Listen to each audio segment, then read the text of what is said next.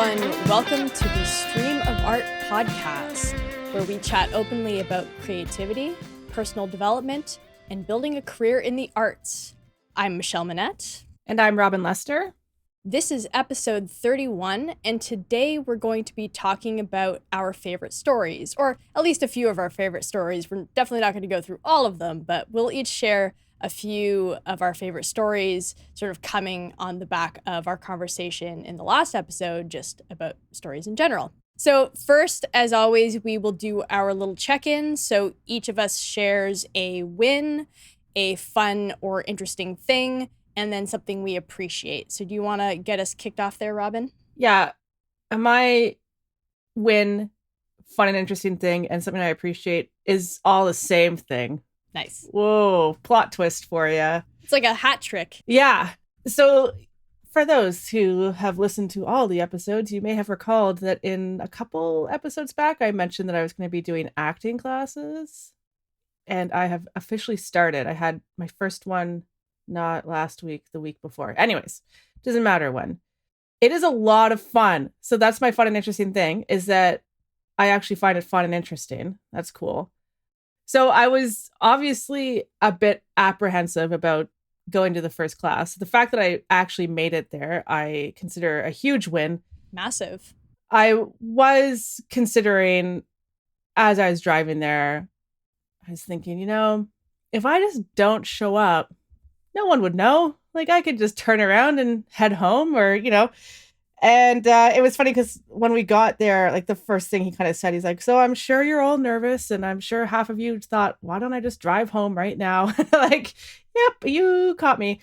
But yeah, it's been really fun. So, I mean, I've just had 2 sessions so far, but I've really enjoyed it. And it's been a really nice way of unplugging my brain. And I'm just super appreciative to myself for forcing myself to do something that I was scared to do and scared to try. And then just like that there's this stuff available to, I mean, it costs money. So provided you have the money, it's just so cool to be living in like a society where there's this sort of stuff available for you to try out, and that there's people who are willing to share as well. And people who act or paint or write or play music who are willing to teach others how to do those things as well. Yeah, it's been a good experience. Yeah, I love what you said there, that we have so many people in our society who have these skills that they've developed, and one of the things they want to do is share it and help other people have that experience. I definitely feel so much appreciation for the people who do that as well. And yeah, definitely, again, a massive win that you had that impulse to turn the car around and just go home, but you went through with it anyway. I think everybody can relate to that experience of doing something that is new, that is scary, and you have that impulse. We've all had it. Like I've had that, definitely, especially when it comes to something like this. It's voluntary.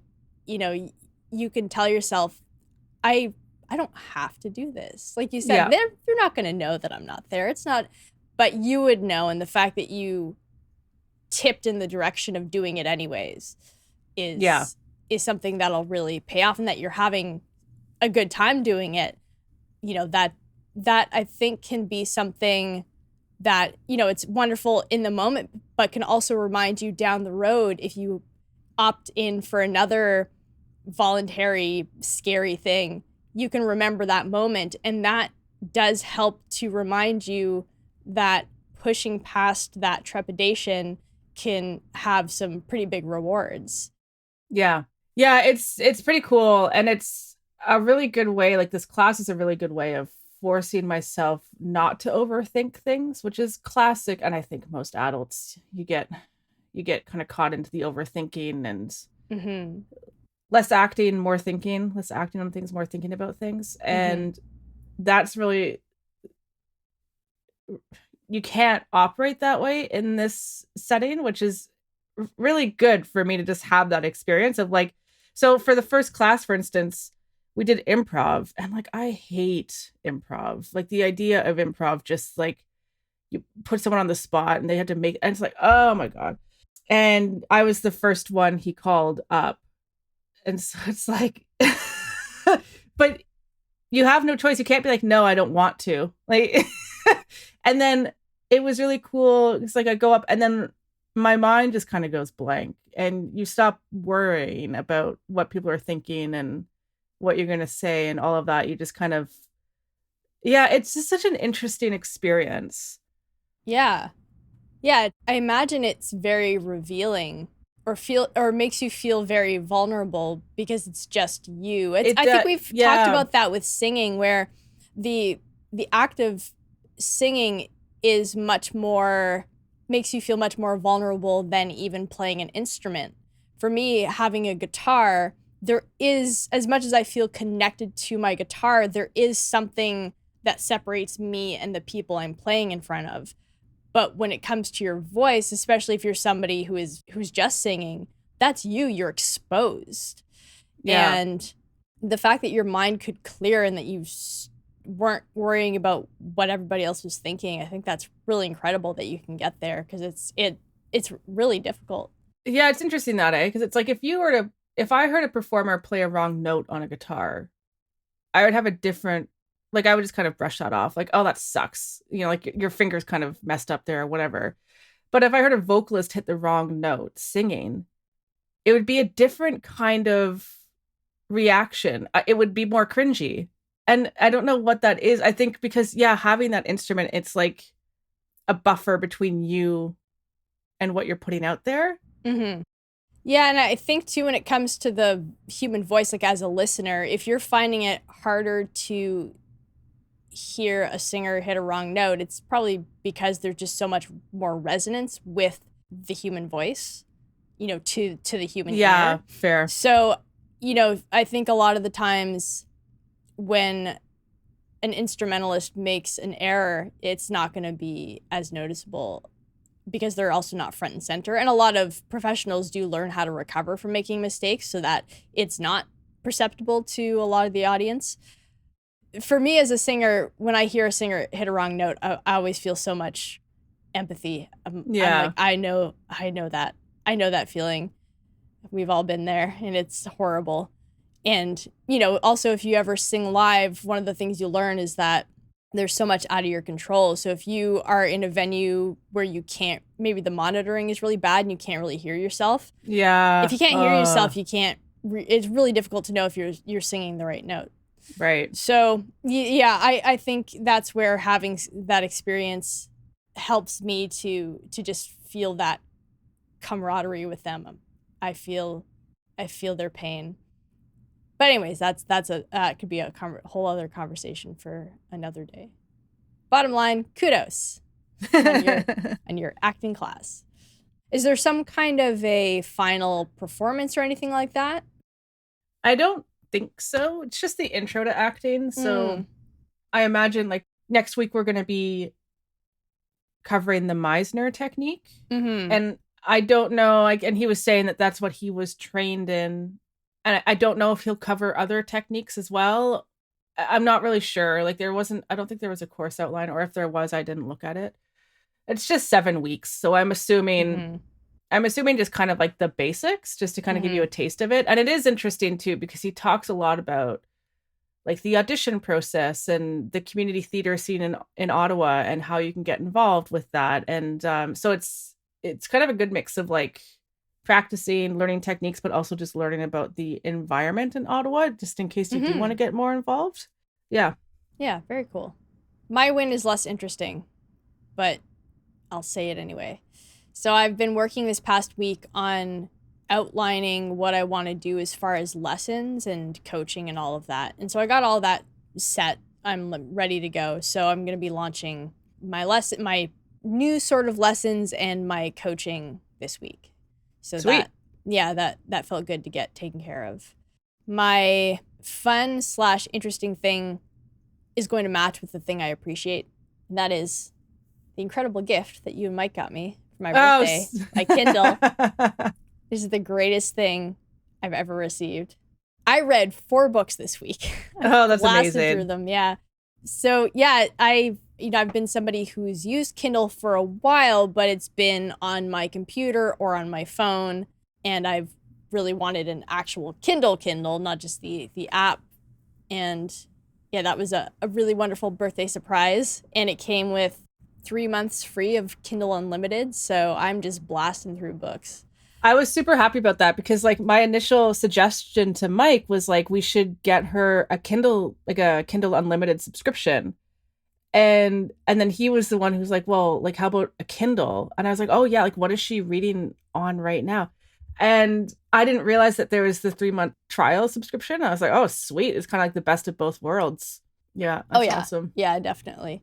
Yeah, because it's so nice to be able to read not at my computer. Like my computer is fine because a lot of the books that I read on Kindle are nonfiction. They're books I'm often reading for work in one way, shape, or form. So I don't mind having it up on my computer while I'm eating lunch and I'm making notes and all of that. But for a lot of the fiction I've been reading, it's nice to be able to sit down on the couch or sit at the table in the kitchen while I eat and read. And it's great because like I've definitely done some reading before while I have lunch. So I'd read a physical book.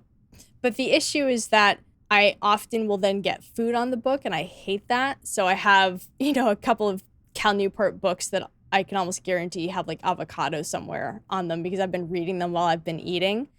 So that is one downside of reading while I'm having lunch or dinner, is that I run the risk of getting food on my book. It's not the end of the world, but I don't love it. But also trying to navigate if I'm having a salad, trying to eat that while I'm holding the book with one hand. Yeah. And then taking notes often too, depending on the book. This is before I was reading a lot of fiction. Now I'm doing more fiction when it's more convenient in terms of what I'm eating. But it's quite cumbersome. So I was finding myself turning more often than not to just reading something on the Kindle on my computer at lunch or dinner, just for the ease of being able to read. So this has been really great because it just lays flat. So I can actually sit at the table in the kitchen because I also have the flowers that you got me all set up there. So it feels kind of nice to have a break because I spend so much time at my computer. Yeah. To be able to pull away is really nice. And then to be able to have this to read in the evenings too. Because sometimes if I had a book I was reading, I would read on my phone, but I really hate that. And also the thing with the phone is that if I do get the impulse to want to check something, maybe I want to go to Discord and check out some memes, it's right there. But I can't indulge that impulse when I have the Kindle because the phone is somewhere else. Yeah. So that's been really great. My phone use, not that I used the phone a lot before, but it's dropped considerably. Just, it's one of those things I don't think I realized how often I was going to check Discord. Yeah. Now it's just, maybe in the evenings I'll check it. And it's like, oh yeah, I haven't checked it all day. And because now I'm just reaching for my Kindle. If I have a few minutes, maybe I'm waiting for the water to boil for a tea. I grab the Kindle and I just read a few pages. Now, the trick is that when I get sucked into something, I really get sucked into something. Yeah. So there is a level of discipline I need to engage in so that I'm not letting my life be taken over by it. So there's a reason why I read 4 books this week. It's because I did not do a great job of pulling myself out of my reading hyperfocus. So I do have to maybe be a bit more mindful about the books I choose to read during the week so that they aren't ones that are too enticing, but I love it. So thank you again to you and Mike, because this is the greatest thing ever. Sometimes I just pick it up and look at it. I just want to look at it. It's just a work of art. It's a perfect segue given like our conversation of talking about stories. Yeah. Yeah. It's almost like we planned all of this. Yes, we are absolutely thoughtful enough humans that we plan this exactly. So yeah, our main topic of the day is just kind of an extension of the last episode where we talked about stories. We're each going to share just a few of our favorite, a few of the standout ones from our experience taken in stories. Do you want to get us started? Yeah. one thing I was realizing, like I was trying to think of what are my favorite stories. Some were obvious, but some were kind of less so. And I realized that I think the things that really, the stories that I keep coming back to them because they're comfort. It's comfort stories. Mm-hmm. And I'm like, do I like the story itself? Or is it the feeling and the nostalgia and all of that stuff that I have attached to it? So that was an interesting question to consider. And some of them are books and some of them are movies, because that's like, I think for me, primarily the stories that I'm consuming are actually primarily movies and TV shows. Like I don't do a ton of reading, but of course, and I talked about like I mentioned this story in the last episode. My favorite book series is Harry Potter, which I think is the case for a lot of people of my age. Yeah, my friend Jessica, friend of the podcast, Jessica, I feel like she's reread that series many, many times. So I've stopped counting. I've probably reread the series over 10 times. It's the thing, I keep going back to it. And it's like the perfect mix of like, there's the nostalgia element. I remember reading the books for the first time. And in some cases, like I remember going and getting the books or what I was doing, like what was happening in my life around the time that I was reading a particular one in the series. But there's also the story itself is entertaining. Even though I've read it a bazillion times, it's still, so it's not just the nostalgia. It's not just the comfort of like returning to familiar characters. It's still like I genuinely enjoy reading the story. It is interesting because it's like, what is it about that series that captured like an entire generation of kids? And I think for me, it was there's something so amazing about, well, first of all, you have this like magical world that exists but is hidden from us. Like there's something so captivating about that idea. But then also just like the main character is just a normal kid. Well, growing up in a really abusive home. Yeah. But not like exceptional or anything, right? And then discovering that there's this whole secret identity that he has that he wasn't even aware of.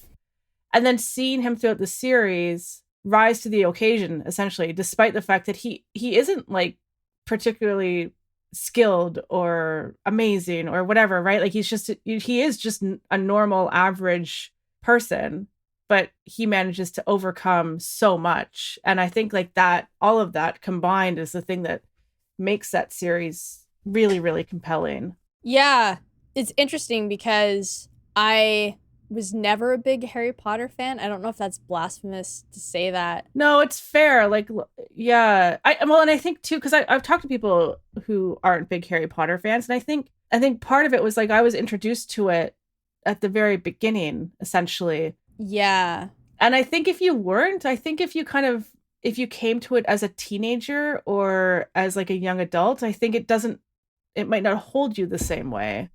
Yeah, and that's something I've thought about. Why didn't it capture my attention the way it did for so many people? Because I definitely have an appreciation for what it has offered people who have loved it for so many years. And I think it was probably a matter of timing. So I remember I did read the first 3 books. I never finished the series, and I saw the movies. And I remember enjoying the books as I read them, but and maybe that was at a point where I wasn't as big of a reader. I remember going through this period where I think the books that I liked to read as a kid became too young for me, and I hadn't been able to find something that was aged up to where I was. So I did go through this period of time where I think most of the reading I was doing was stuff for school. And certainly there were things I enjoyed, but I don't really remember. I don't have a vivid memory of book series I liked from this gap of maybe once I hit maybe 13 to 16. Once I was 16, and actually I'm going to talk about a book series that I started reading when I was 16, and that changed things for me.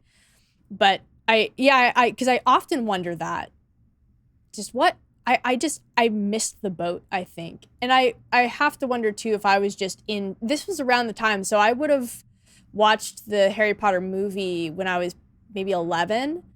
Once I hit 12, that's when I started becoming really interested in music. And then 13 was when I started learning guitar. So I think for me, that was my thing.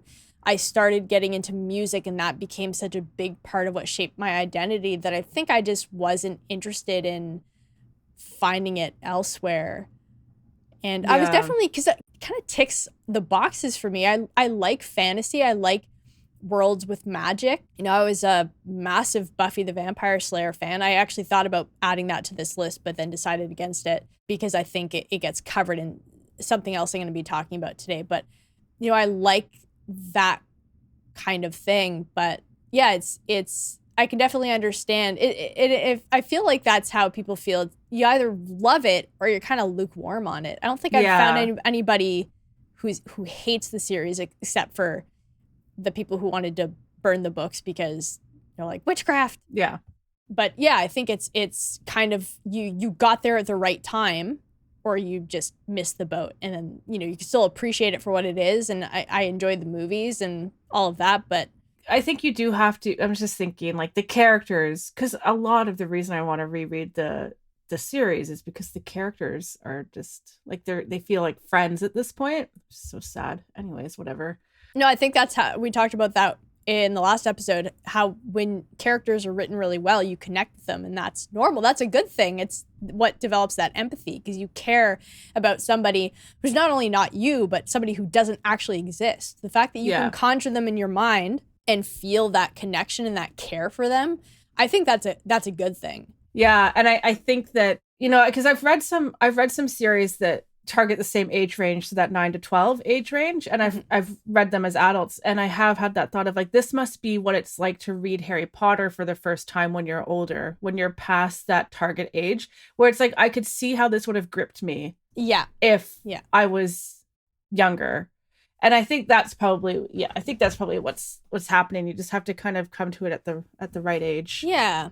It's really exciting because my nephews are into Harry Potter, so I've been.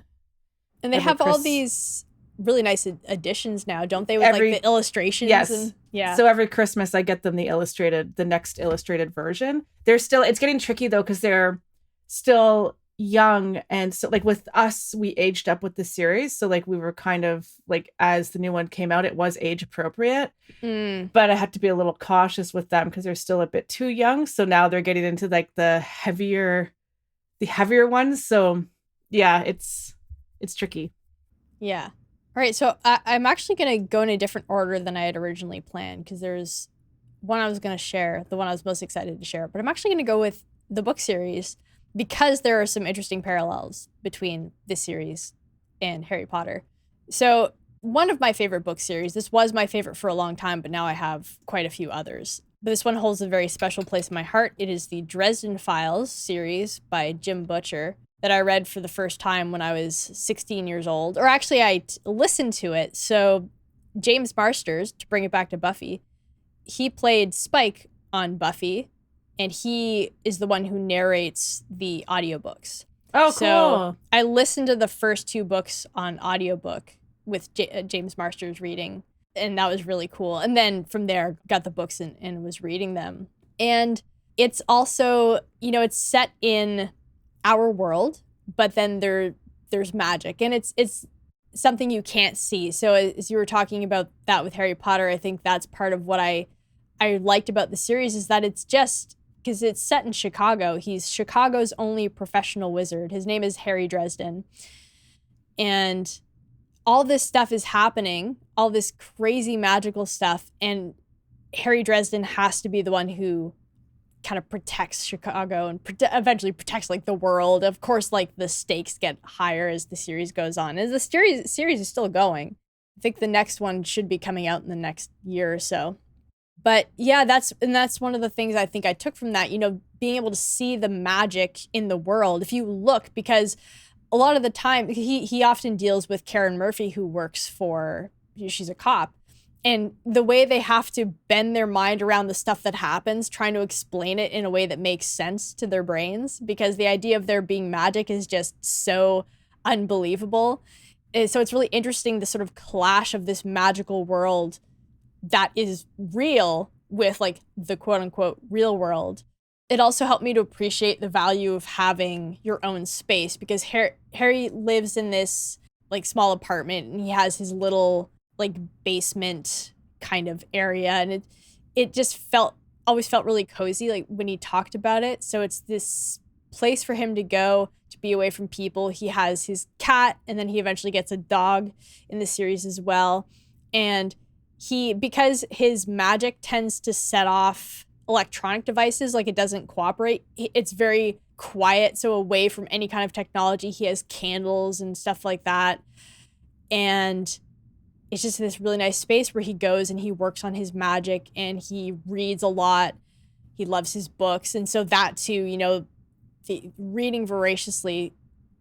I think Harry was somebody I really looked up to in who he was as a person. I felt like he was this good person who wanted to do good in the world and protect the people he cared about. And he was kind of average too. I liked that. And again, to tie it in with what you were saying about Harry Potter, he was just this kid, and he's just having to rise to the occasion. Harry Dresden's not this amazing, all-powerful wizard. Like, he's strong, but he has his shortcomings, and you learn about the ways he goes to try to work around them. So he does things where he pre-prepares different rings and things like that. So he'll enchant items so that he can really help to focus his power, because his power is just, he's not as good with the fine control. So he's somebody who really has to then rely on his friends. And so he has Karen Murphy, and he makes all these other connections. We find out he has a half brother, and so he has all this big collective group. And again, that's, with Harry Potter and his friends and his classmates and all of that, it's the person who has all this responsibility on their shoulders, but has to also turn to their friends, because they still can't do it all, despite being, the chosen one. Or if, we're talking about Buffy, again, same kind of thing, where she is the Slayer, but she has her Scooby Gang with her, and she needs them because they bring something to the table that she doesn't have. And they also bring just that support, that companionship, the higher stakes, because it makes the feeling of needing to save the world more real, because you're not just saving a bunch of faceless people. You're thinking about your family, your friends and your family. And that, I think, can really help to make somebody in that position do their job even better. And the idea of playing to your strengths too, because do you remember these commercials we used to get? It was a bunch of kids doing different things, and the tagline was, nobody's good at everything, but everybody's good at something. And there was like a kid playing basketball, a kid doing karate or something like that. Do you remember those commercials? I feel like if I don't, and I feel like those would have been good commercials for me to watch, but instead maybe they just didn't. I don't know. No, I'm going to see if I can find it. I feel like it might have been one of those PSA style commercials we used to get. Yeah. I don't know if this was like a very common thing in the 90s, or if this was a specific to Canadian TV. I'm not sure. I'm gonna look and see if I can find that. But I always remember that, where it's a bunch of kids doing all these cool things. Maybe one of them was biking or doing something, and that was the idea, that nobody's good at everything, but everybody's good at something, and the idea of celebrating like what you're good at. Anyways, that's something I think about too with this series, that acknowledgement of where your strengths are and playing to your strengths, and then also finding other people to help fill in the gaps where you're not as strong. I think it's a really powerful lesson to learn in life too, to be able to ask for help, to not feel like you have to shoulder the burden all on your own. You made me want to rewatch the Buffy series.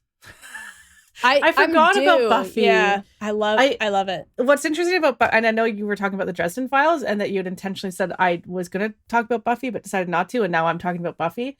But the first time I'd watched Buffy, I was 23 or 20. Okay. Yeah, 23, I think. I loved that series, and I was surprised. I mean, it was very hokey by the time I watched it, and the effects were just like laughable, right? And I missed the boat completely. I mean, that show aired in the 90s. Started It in started the in the late 90s 90s. and ended in the early 2000s. Yeah, so I'm coming to it much later. I loved it so much. And I haven't rewatched it, but it's still my like the love for that show hasn't faded, even though I haven't rewatched it for a while, right? Like sometimes I'll really like a show and I don't watch it again and then I kind of forget about it. But in this case, it's like, no, like I still like and again, the characters, like the friends, in many ways, it's kind of similar to the characters in Harry Potter too. And you have like these, that's the same kind of dynamic. Yeah. Anyways, good. Thanks for giving me something to watch for the next. Yeah, I used to watch every year and I haven't in a while, but I think I'll have to do that. I don't have Netflix anymore, which is where I had been watching it before, but I think almost all the DVDs. I might be missing one season, but although they're all in storage, so I'll have to wait until I can get those out. But at some point I definitely want to do a rewatch. One final note on the Dresden Files. I just want to acknowledge, because I'm sure people have heard me talk about my dog Dresden.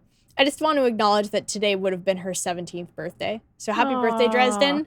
But yeah, so this is just to demonstrate how much I love this series. I named my dog after the main character. So yeah, so that's my bit on the Dresden Files. Do you want to go on to your next favorite story? Yeah. This is all of mine are a little weird. So Pride and Prejudice. Okay. I don't think that's weird. I feel like that's a classic. I came to it through the 1995 BBC miniseries. That's what my introduction to the story. And then I have read the book a few times and I've watched other iterations, like other movie versions of the story. And I am definitely someone who firmly believes that the Colin Firth version of Pride and Prejudice is by far the best version that you can watch. And anyone who disagrees with me, I will not associate with. I don't know what it is about that story that holds me. I think it's a romance-ish, right? Yeah. So there's that element. But again, I think it is the characters and the relationship between the characters, like the family dynamics. And there's also something so, particularly when you're watching the story, like there's just something so nice about the simplicity of life at that time, like no technology, like just like the landscapes too are just beautiful. And I don't know, it's the time period that kind of grabs me, and there's this kind of longing for this to live in this time that I never actually experienced, and I'm sure wasn't actually as simple as I think it is in my head, right? But you kind of paint this like idealistic, idyllic version of this time. Yeah, I don't have much more to say other than that. It's just Pride and Prejudice is a story that I consume once, if not twice a year. Oh, wow. It's a rewatch. And North and South too is another miniseries that I am obsessed with. Yeah, and that's been the case since I first watched it when I was in high school, and rewatch it every year at least.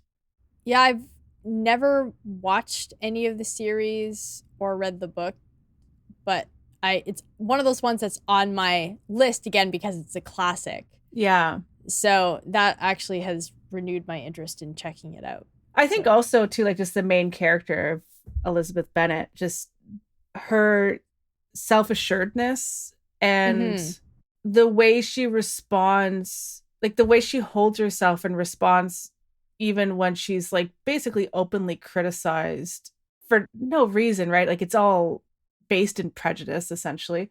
And I think there's something so admirable about that as well. And yeah, anyways, it's funny in a way because there's some of the characters are just like over the top, and I don't know. I love it. And it's definitely a comfort watch or a comfort read for me as well.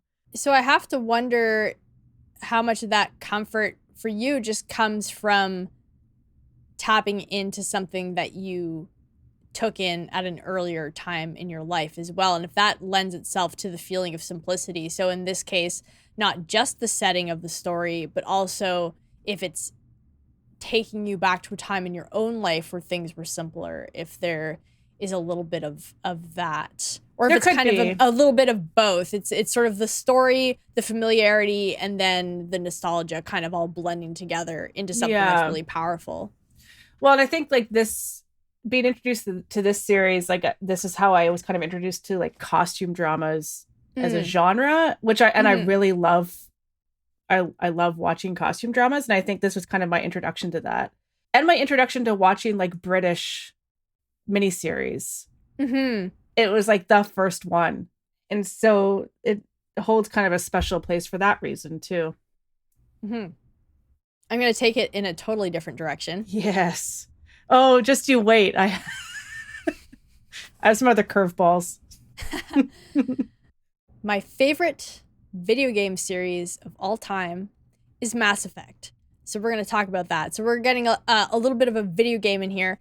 Mass Effect, for those who don't know, is set in the future in space. So we're going a totally different direction from Pride and Prejudice, for sure. But it's, you know, for somebody who has been drawn to more of the swords and horses kind of fantasy and less in the direction of, you know, the Star Trek or Star Wars world, I completely fell in love with this game series. And part of it for me was definitely the time when I played it. It was right after I'd moved to Kingston and I was unemployed and I was, you know, just trying to do something to quell the insane anxiety and the panic I was feeling at not having a job. I did get one not long after I moved there. It took a couple months, but then I got a job teaching at a music school, but I digress.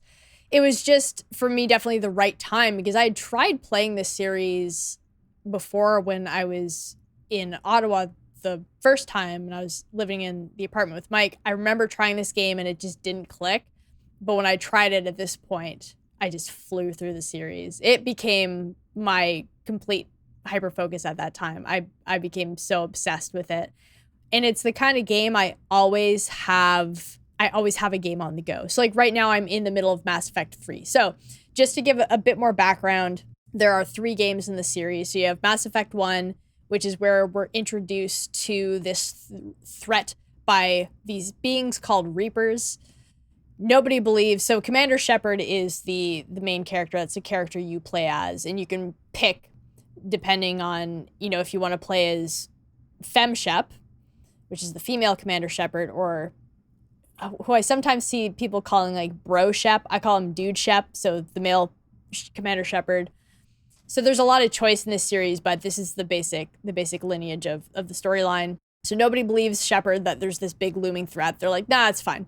The second game we get where the threat becomes a bit more intense. We get these collectors who are coming and taking people and juicing their bodies and then creating more Reapers. But they're like, nah, I'm sure it's fine. We fixed it. It's fine. The third game, now the Reapers are here. So basically you can sum up the series as the Reapers are coming, the Reapers are coming, the Reapers are here, and now everybody's desperate to get help from Shepard to save the galaxy. So this is a game with a ton of choices. You get to decide sort of if you want to follow the Paragon path or the Renegade path. So Paragon being like the good ones. You're nice to people. You make the right choices. You don't murder people senselessly. And then the Renegade path, which is where you're just an absolute jerk to everybody. Either way, the goal is still the same, is to protect the world or protect the galaxy from the Reaper threat.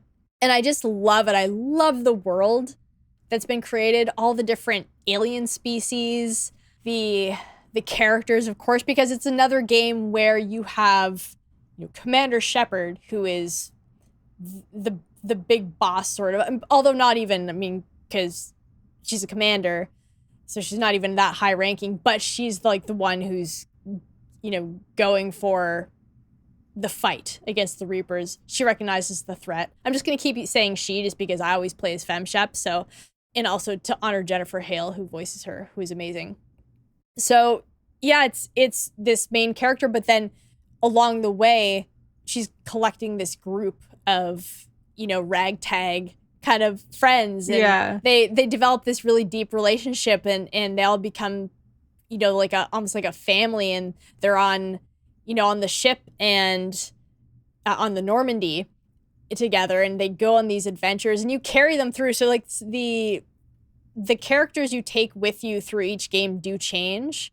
So in the second game, you get a lot of new people, but you do get a couple of the ones from the first game. And then in the third game, you get a couple of new people, plus you get some of the older characters coming back, but they still are around. So you do get this continuity from game to game to game. And yeah, it's the same thing. It's that building of characters. You come to really care about the characters, and the story is really interesting and engaging. And again, with a video game, you get to be part of it. And one like this, where you get to make these choices, no person's run through is going to be exactly the same. I mean, there are fewer choices, I would say, with a game like this compared to something like Baldur's Gate, which really does feel like you have endless choices. But I mean, for its time, I think it was pretty revolutionary that way. I could be wrong. There could be something I'm missing that maybe was more of an introduction to that world of really making a lot of choice and having, the idea that your actions have consequences. Because you can make a choice in the first game that has some kind of consequence down the line in one of the later games. Some of it doesn't pan out perfectly. I will say that, there are a lot of areas where I feel like they drop the ball. The ending is famously not anybody's favorite, but I think overall there's a reason why whenever I finish the series, I always just immediately start a new game, because I like the comfort of knowing at any point I can just dive right back in that world and I'm in the middle of the game. I can just keep going. Shepard is always there. All the crew is there. Joker's always at the helm, of the also connection to Buffy, because Joker is voiced by Seth Green. So cool. Okay. All these connections. But yeah, it's such a wonderful series. And then to tie it to the voice acting in that game is phenomenal. Every year, so November 7th of every year is N7 Day. It's Mass Effect Day, and the voice actors will generally, at this point, they'll hop on some kind of a live stream and they'll answer questions and stuff every year. And they are making another Mass Effect right now, so we'll see what happens with it. I would just like to make it clear that if Shepard's not the main character, I don't know if I'm going to play it. I know that's a whole big point of contention, because some people want Shepard back. Other people feel like, nah, let that Shepard story is done. No, I bring my Shepard back. Let me be immersed in that world again, please. I need it. Anyways, I digress. Yeah, that's another one where there's a lot of those same connections. And it's very much, I'm seeing this sort of common theme with a lot of these kinds of heroic stories, where it's your main character and then you have your crew. And I mean, you can choose to take them or not. And certainly there are choices you can make in Mass Effect that lead to the death of one of your companions. So there's this, I'm gonna have to share this in the show notes. There's this YouTuber I watch sometimes. He does video game stuff. And he did what he called his psychopath playthrough of Mass Effect. Oh my gosh, yeah. Hilarious. It's one of my favorite things. I like to rewatch that sometimes because it's so funny. And so he makes all of the worst decisions. He makes it so that his version of Shepard is a psychopath and wants to murder as many people as possible. It's really, really funny. But by the end of the game, he has so few companions to take with him. It's heartbreaking to see so many of the people that you love die, because whenever I play, I always make sure I do it, the way that I want it to be, where everybody who can survive does survive. But anyways, yeah, that's for anybody who likes video games and who likes series and who likes the space thing. Even if you don't like the space thing, honestly, I highly recommend checking out Mass Effect. You can get the Legendary Edition anywhere, I think, on Steam. If you play PlayStation or Xbox or whatever, you just get yourself the Legendary Edition of the game, and I think it's well worth the time. It's probably about 100 hours to do all 3 games, more or less. Oh, okay, that's not too bad. It is interesting. We keep coming back to characters as friends, like that comfort of coming back to familiar characters seems to be one of the compelling things about our favorite stories. Yeah, and I think for me too, having Commander Shepard as this example of sort of almost the kind of person I want to be, I got that with Harry Dresden too. I think I really resonate with characters who help inspire in me that desire to be a better person. Oh, Again, interesting. if you play a Shepherd and you go the renegade route, then you're just a jerk to everybody. But I always play Paragon because I like that just resonates more with me. I like making the better choices. I like the idea of rising above, petty differences and coming together to accomplish something. So I think for me that's definitely where I got that with Buffy too. Like Buffy was such an obsession for me in high school. I think it's because I like the idea of being strong like Buffy, but in a way where she was still very human. She's this slayer with this insane strength and this insane responsibility, but she was still just Buffy Summers at the end of the day. So I think for me that is a big part of it as well. Is I've longed for that kind of guidance as far as the kind of person I would like to be. Because for a long time it was this this feeling like I just want to be better. I want to be a good person, but to have these examples of what that means for me has been really helpful along my personal development journey. Interesting. Yeah, because I'm just thinking like with Harry Potter or Buffy or like it's not. I don't read or I don't watch the story for the main character. I actually I'm more interested in the side characters. Like that's yeah. Anyways, interesting. So what's your next story? So the other favorite story that I have here is Free Willy. Okay. You need to understand that I am obsessed with orcas, and I have been since I was like for as long as I can remember, since I was in kindergarten. I don't know how I became obsessed with them, but like I was always for most of my youth up until I was in grade like 10, I was convinced I would be a marine biologist. So that was the plan of action. Oh wow. Starting in grade 1, I was going to be a marine biologist because I asked my dad, like, what job exists where you can work with orcas? And he said, well, like, the only thing he could think of was marine biology. And so, like, I didn't look into it because, of course, I was a little kid. So I just assumed marine biology meant, like, working with whales, which is a very, very small, like, someone who works with whales is likely going to be a marine biologist, but, marine biologists there's a lot of marine life out there. Yeah, like the very small subsection of of that field that gets to work with whales. Anyways, but that dream like crashed and burned as soon as I got into like grade 11 and had to do like grade 11 biology and chemistry and physics, and I was like, no, I'm not suited to the sciences. So that crushed that whole plan. But yeah, it's again a comfort story. I mean, like, I don't know what else to say about it. I just like, I love that story. I love being able to watch the movie and see a whale. I love that they free the whale. And fun story. So Kiko, who is the whale in that movie, it's really like, it's a sad story. I mean, any whale in captivity is really, really tragic. And for anyone who wants to kind of read further about that, like I would recommend reading Death at SeaWorld, which was used to inspire the documentary Blackfish. I'll put a link to both of them. Yeah. But from what I remember, Kiko was in I don't know if it was a SeaWorld or whatever, some sort of marine amusement park in Mexico, and was in like a super shallow tank and was like had all sorts of, I mean, you see it in the film, right? There's all this like stuff around his pectoral fins. And I believe, I don't know if they filmed while they were in Mexico or if they moved him up to the States for the filming, but after there was an actual like Free Willy campaign after the movie, and they did manage to move him into like an open sea pen, and then they did free him, which is really cool. So he did actually, that whale was actually freed, but he didn't live for very long in the open sea, unfortunately. Is that a product of him having been in captivity for so long, like he couldn't handle it, or was it?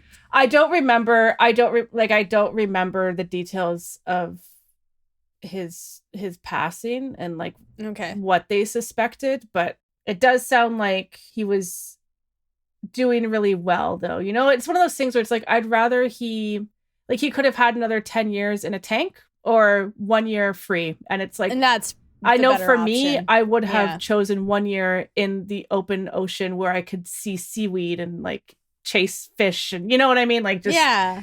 okay. So I just need to say this because it's just like, whales are, particularly orcas, are very, very social. And the fact that we keep them in a tank, it is the same as taking a human and putting them in a concrete prison cell for their entire life. It is torture. And it's absolutely horrific that this ever existed. Yeah. Like, yeah. And the thing that I regret most is the fact that I ever liked places like Marineland. Because as a kid, I did. And those commercials were so...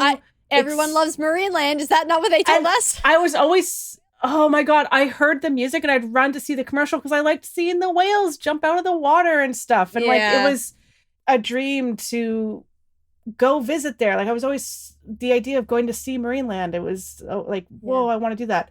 And I hate myself for having... Shouldn't.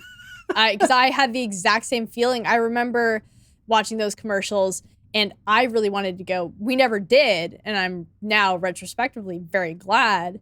But that's marketing for you. And as a kid, of course, you don't understand. And at the time, I think, you know, a lot of adults didn't understand what was being done. I think the level of global consciousness around how we treat non-human beings is such now that we are more sensitive to what they feel. There's this recognition that animals have feelings and have needs and have this need for social interaction, and that it's not fair of us, just because we can, to confine them to spaces or to use their bodies or whatever it is we do, that there needs to be a level of respect shown to the other beings we share this planet with. So that is, I think, relatively new in terms of how much the conversation has changed around the way we treat animals. So it's a product of the time. So yeah, you know, you were just excited about whales, and now that's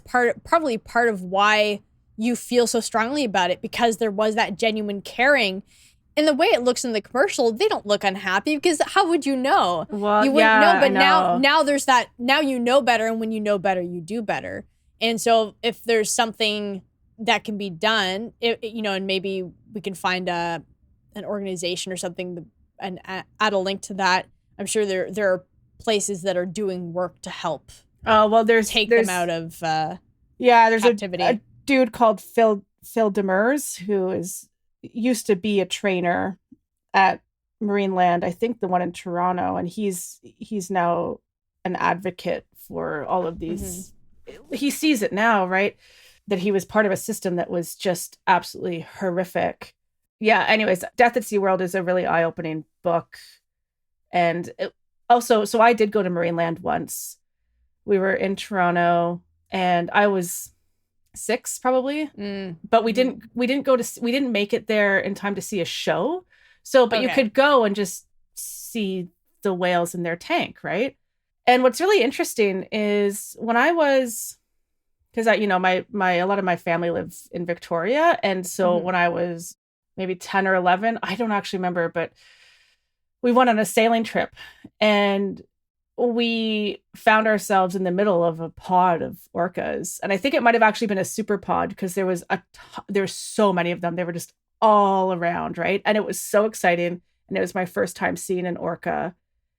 And it was several years later where it dawned on me that wasn't actually my first time seeing an orca. My first time was when we went to Marineland and we were checking out the tanks. But the difference between what I saw in this tank and what I saw out in the wild was so much that I didn't even register that as an orca. I didn't register it as the same animal, because it wasn't. Like, it was just kind of languishing in this tank. Yeah. It wasn't doing anything, wasn't even really, there's no liveliness there, right? Because it was just, they're awful places. Yeah. So that was a whole sidebar. Thank you for indulging that. Yeah, of course. I think it's really important to talk about that. I also want to acknowledge that Free Willy is one of my favorite stories, but I also understand that like it's also kind of problematic too, right? Because you're exploiting this creature that is in captivity and all that stuff. And so yeah, I think it's something that's really challenging with a lot of these stories where you can recognize, it's like learning to recognize the damage that's done either by a story or by somebody who worked on a book or a show or a movie or whatever. Recognizing that you can still enjoy the story and take value from the story, and also acknowledge any of the damage done by, again, the story or the people involved. Yeah. And it's difficult. And you know, for some people, it can be enough to deter them from a story. And I think that's completely fine. Yeah. I mean, I certainly get this as you try to struggle with something you've loved, like a movie, as a kid, and as an adult, as you have this awareness about, oh, this is actually not great. You know, it's like I'm rewatching the show Chuck right now. And that was, from the late 2000s. And so much of it is very much through the male gaze. Like it's the way they dress poor Sarah, Yvonne Strahovski. Also, to connect that to Mass Effect, she voiced Miranda Lawson in the Mass Effect series. They're all connected. It's a whole big nerdy world where everybody connects. But, just to see, how they dress her and how, it feels very gross now from like a 2024 lens. At the same time, I can find a lot of enjoyment in the show and can recognize it for being a product of its time. And again, this is like a whole other conversation we should have, but I think again, more than one thing can be true at the same time. So you can say, I love this story, and I can also acknowledge that there's an issue with this, or again, somebody involved or whatever. Yeah. So yeah, I think it's healthy to be able to hold both sides of that comfortably in the same space, or maybe not comfortably, but hold them in the same space and acknowledge that they both exist. So it's funny because yours kind of connects to mine, because Free Willy, in the water. My next story is actually a song. So John Mayer has this song called Walt Grace's Submarine Test, January 1967. And it's a really interesting song. So for anybody who hasn't listened to John Mayer beyond, the stuff that you might hear on the radio, you might have this idea of him as being, this brokenhearted, crooning songwriter, acoustic guy, writing Your Body is a Wonderland and that kind of thing. Obviously, he writes a lot of other songs than that are out in the world, like No Such Thing and Bigger Than My Body and Clarity and all of that. But I think that for a lot of people, that's his thing, right? He writes a lot of heartbreak songs and love songs. So this was a really interesting one that showed up on his Born and Raised album, because it's the story basically of a man who takes a homemade fan blade one-man submarine ride. And it's him building this little submarine and going out to sea. And, this recurring lyric in the song is, because when you're done with this world, the next is up to you. I love this song for so many reasons. For one thing, it is I don't think he has another song like it, where it really is this story. And I remember hearing him talk about writing it, where he had, I think, a whiteboard, and he was writing out the plot so that it made sense. Mm-hmm. And I remember hearing that and thinking, like, that's so interesting to have a song that you treat like a story. Yeah. And again, this ties into what we talked about last time, where I was talking about how I write lyrics and how I don't think of myself as a storyteller. But if I wrote a song like this, that's the hat I would really have to wear, where you're trying to tell a story.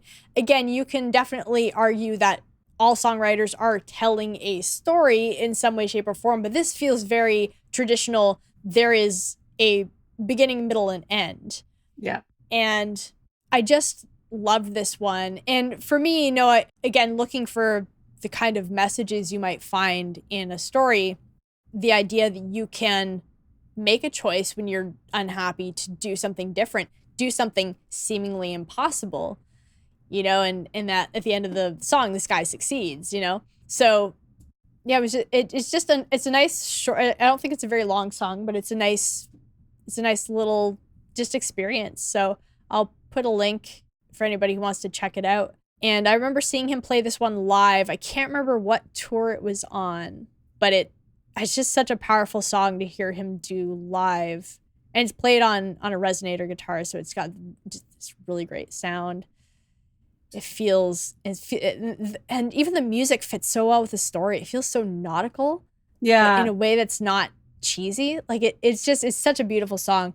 Also, I don't know if this is a super hot take, but I think Born and Raised is the best John Mayer album. So anybody who hasn't heard that album, or anybody who has some trepidations about John Mayer as an artist and a songwriter, check out Born and Raised. I think that is an incredible album, like start to finish, in terms of especially you know, telling a story. I think that's a great one to check out. But yeah, so that's my last little one. Yeah, music that tells stories is really interesting. It made me think of like the Decemberists. I think that was kind of their thing too, was telling a story through their songs. Right. I have some honorable mentions that I won't go into too much, but just Jurassic Park. Nice. I just saw that a year ago for the first time in a while. Yeah. So the first Jurassic Park. Of course, yes. That's where it's at. Yeah, agree. There's a couple movies. If I think too much about them, like they'll pop into my mind. And if I think too much about them, I need to watch it. So Jurassic Park and Twister. And now Twisters, the second one, I equally love. I don't know why. Those stories they grab me. I love them so much. Every now and then I'll be like, oh, Mike, let's watch Jurassic Park. He's like, we just watched that 6 months ago. And it's like, oh, are you sure? I feel like it's been a while. Like, no, you're just obsessed. And then you talking about John Mayer and that song that I don't remember the name of because that's a really long title. It's a long name. I always just call it Walt Grace, but yeah. It just made me think of Shane Koyczan. I don't know if you've heard of, okay, so he does spoken word. Okay. Yeah, and I would highly recommend just Google like YouTube video, some of his stuff, and it's all very heartfelt. He digs into hard things, hard topics, and just beautifully spoken, beautifully written across the board. Like anything he does, I'm a huge fan of the stories he tells through his art. It's amazing. Nice. Yeah, I'll check them out. Any other honorable mentions, or is that it? I mean, there's a ton more, but I'll leave it at that because I feel like those are like we can always do another. We can do another episode down the line if we want to share a few more. Those are like the core rewatches or rereads for me, right? Harry Potter, Pride and Prejudice, Willy, Jurassic Park. Oh, Castaway was on there too. I love Castaway. That I like that. Oh, yeah. Living off the land, like those kinds of stories, they are very interesting to me. Yeah. Something I want to think more about is what these stories really say about what I like, because I feel it's interesting just as we were talking, like all the connections and all the recurring themes we're seeing pop up. But I'm wondering if there's some kind of through line that could be kind of simply summed up. Maybe there isn't. Maybe it's. But I'm just curious. This is something I'm probably going to spend some time thinking about. You know, what is it about the actual stories for me? You know, is it the idea of just overcoming something? It's like the hero's journey that we've talked about. Yeah, I think stories are just so great. I'm so glad we have them. Speaking of things we appreciate having in society, I'm so glad stories are a thing that we share with each other and that we get to interact with them in so many ways. Like the experience of watching a film or a TV series versus reading versus playing a game. Like you have all these different ways depending on your mood or your taste to interact with these stories. So it's like, it doesn't leave anybody out. No. You know, audiobooks or, you know, even plays, old radio shows, plays. Yeah. It's just all the different iterations of a story that we have available to us. That's really the value of art, or one of the biggest values that we derive from art, is that it gives us these vehicles to share these stories. Mm-hmm. So to whomever is in charge, please stop cutting the funding on arts programs and arts classes in schools.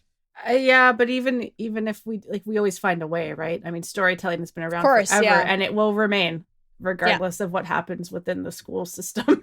Of course. Because I think it is just part of our human nature.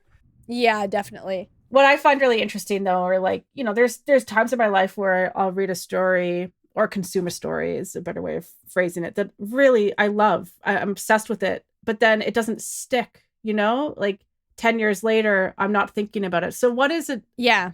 What makes a story stick? And that's such an interesting question. And what's interesting with me is that the stories that have stuck are stories that I first consumed when I was younger.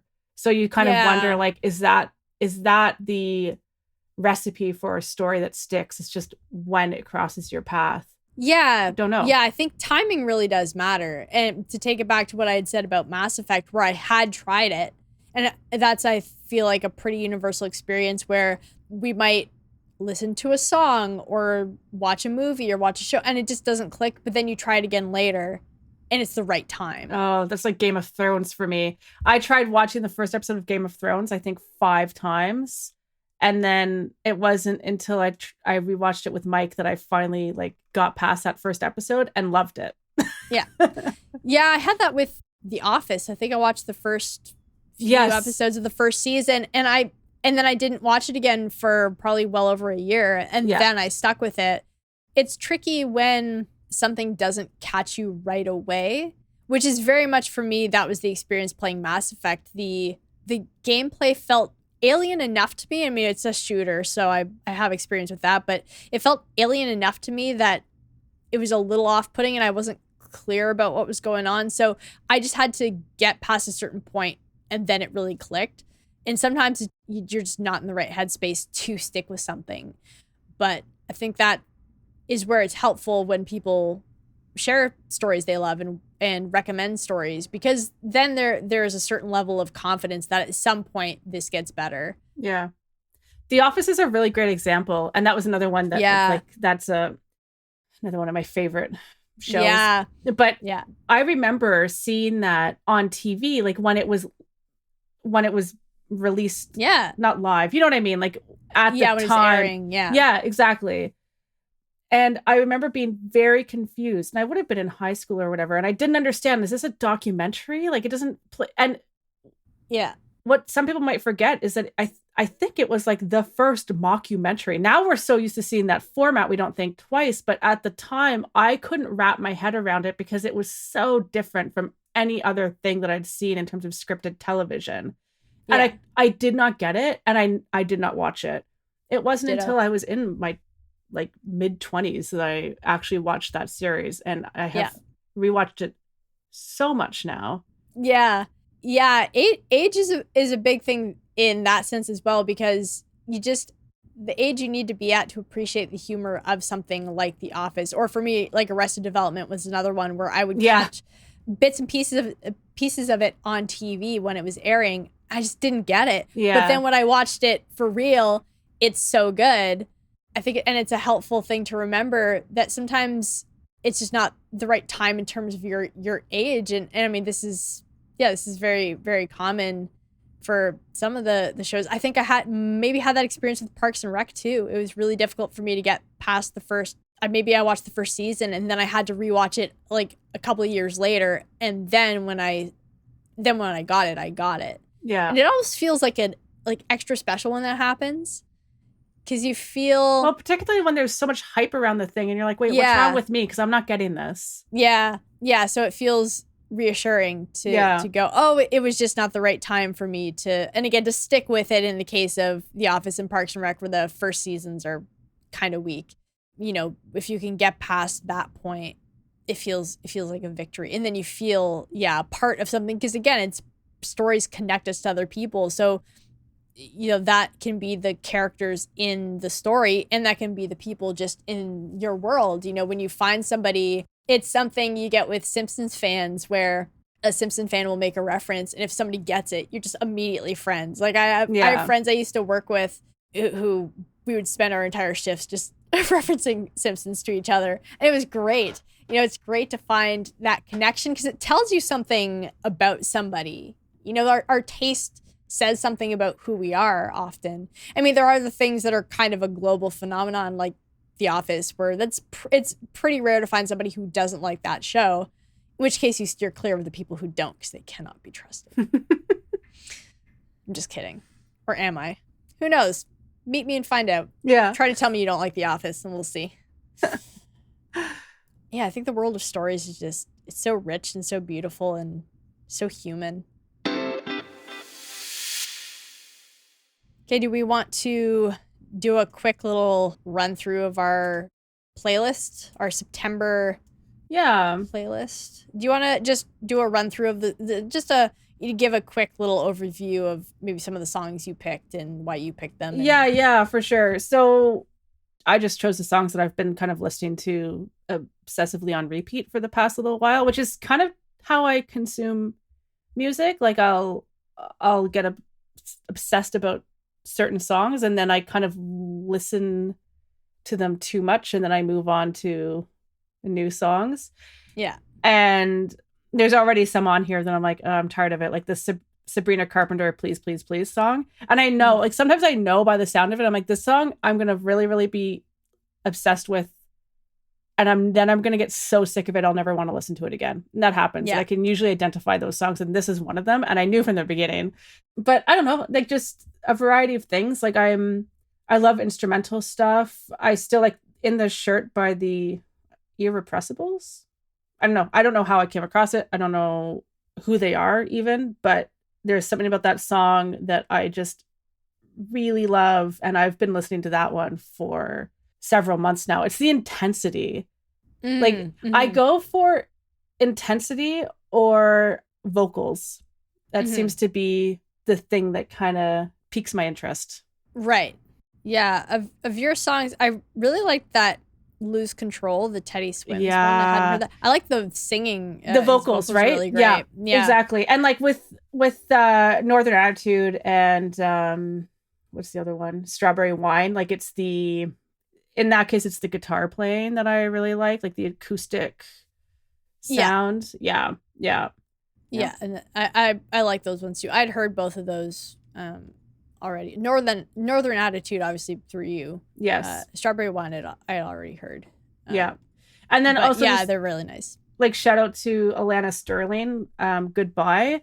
So she's an Ottawa-based musician, and I just happened to be listening to CBC Radio, and her song was playing, and I loved it. I loved her vocals, and I didn't know. I was trying to I got home. And it was still on, and I was trying to Google the lyrics to figure out who sang the song because I missed the beginning where they introduced it, and I could not. I couldn't find it because she's not well known, right? Like she's not famous.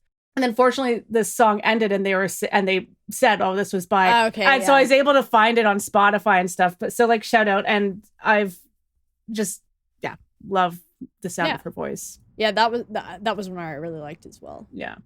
Yeah, so I have some songs in here that are probably, they're pretty obvious. I have Never Coming Home from Bent Knee off of their latest album, 20 Pills Without Water. I really liked that one. That's it. Yeah, it's so funky and groovy. Yeah. I noticed that with yours, catchy. There's a lot of and I've noticed this with music generally right now. There's kind of like a 70s, 80s vibe to the stuff that's being released, and I noticed that with some of your stuff there's that kind of vintage. Yeah, it's like tapping back into that that place for sure. Yeah, and I feel like, if I'm not mistaken, I think this song had some Prince influence in it. So yeah, and then I have Telescope from Hiatus Coyote, and that's a cool one. I've been listening to that album, Love Heart Cheat Code. That's really cool. That was just, I think, my favorite song from that album. I have a couple of songs here from Remy Wolf. I have Soup and I have Woo. And this is somebody I found on one of our Courtney Patreon playlists. Courtney had added this. It was something a friend had recommended. And it was just it's so great. And so I checked out Remy Wolf, and man, her music is killer and her voice is insane. So I've been listening to this EP, I'm Allergic to Dogs, and then this full album, Big Ideas, a lot. Highly recommend. If for anybody who listens to the playlist and really likes those two Remy Wolf songs, definitely go check out her other stuff. I, of course, have a Jordan Rakai song. This is Everything, Everything off of his latest album, The Loop. I have an instrumental track here from Mark Lettieri. He does an instrumental version of the song Time After Time off of his latest record. Yes, and I had an instrumental version of Bohemian Rhapsody. Yeah. By so Brooklyn Duo. Which is awesome. Yeah. Yeah, that was a really cool one as well.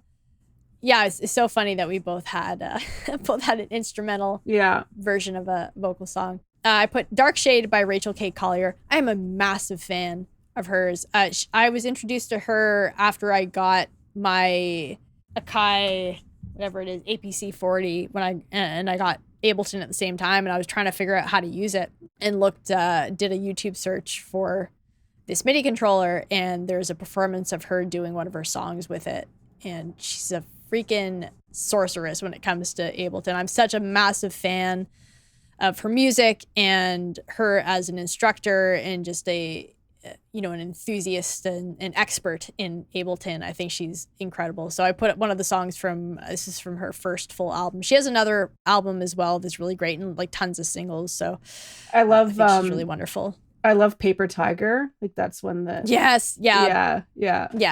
And then I added a song called Midnight by Royce Wood Jr. It's a really groovy tune. Pixies by Native Dancer is a really interesting one because I found them on my Spotify day list. So this is something I didn't know existed. My friend Josh recommended it to me. He said, check out, do a search for day list. And then at different times of day, they'll give you sort of a themed playlist. And this is one of the songs I found on one of the first ones. And I got really into this album, Tides. And the band is just incredible. Their vocalist is incredible. On their YouTube channel, they do this beautiful cover of a James Blake song called Noise Above Our Heads. So good. So I'm going to link to that as well because that's insane. And then I have a John Mayer song called Badge and Gun. So this is just off of his album Paradise Valley, which came out the year after Born and Raised. So they kind of, in my brain, I kind of couple them a little bit because they have a similar kind of feel. And this is just one I had happened to listen to Paradise Valley over the summer because it's very much a summer album. And I just love this song. I think it's one that's really underrated. I don't think he gets enough love for it. It's just really beautiful. Yeah, and that's it for me. Sweet. So yeah, we'll have to do up a playlist for October. I already have some songs on. Oh, awesome. Okay, I'll try to remember to create the playlist today. I'll send you a link to that so you can add them. But yeah, we'll have a new one up the next episode. And just a note too about our next episode, it's going to be delayed probably by about a week just because of us having 5 Sundays in September. We like to record on the 2nd and the 4th Sunday of every month just because it works with our schedules.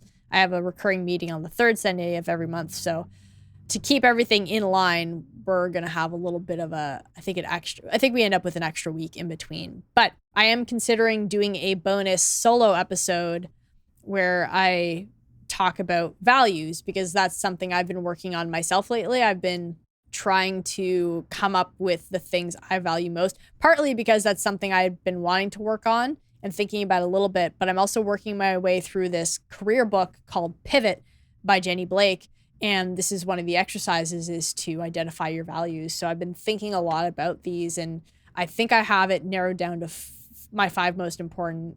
And I just want to talk about sort of my thought process, talk about what that means for me going forward and how I use this to help me make better decisions, how it helps me to really figure out what matters to me and also see where maybe they can trip me up a little bit, sort of see like the pros and cons of each one and how they manifest in my actual life. So I'm thinking about doing that. It wouldn't be very long and it wouldn't follow the normal episode format, obviously, because it would just be me. But I think it might be fun to try, even just doing the occasional solo episode, because sometimes I just have stuff I want to talk about that is just me sort of trying to think about something. So think out loud. Yeah, exactly.